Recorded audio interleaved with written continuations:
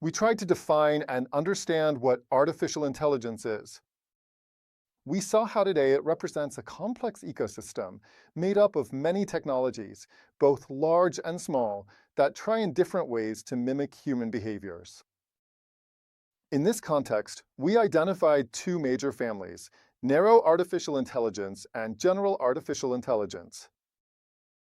Among these technologies, a central role is played by those that use data to extract knowledge and, from that, generate the ability to make predictions.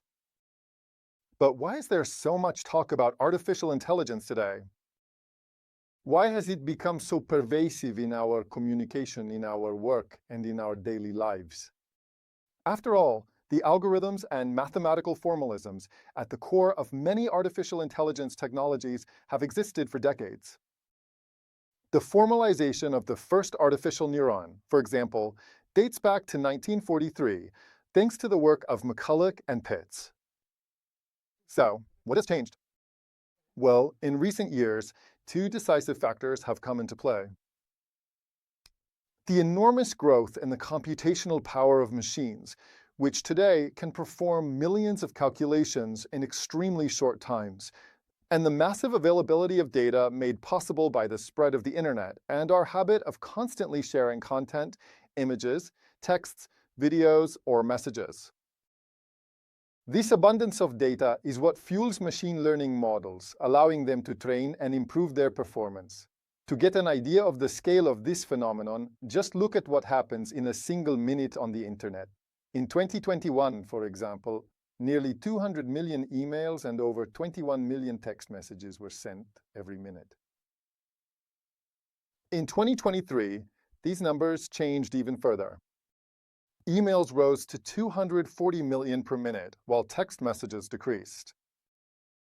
This shows that the channels are changing, but not the amount of information being generated. These numbers tell us a lot. It's not true that we communicate less, but rather that the way we do it is changing. Technologies change, platforms change, but the production of content keeps growing. And it's precisely this ever-evolving mass of data that makes artificial intelligence so powerful, so present, so central in our time. What we can clearly observe is that the amount of available information is growing exponentially.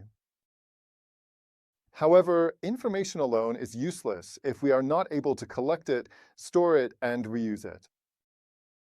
It's not enough for data to just travel across the network.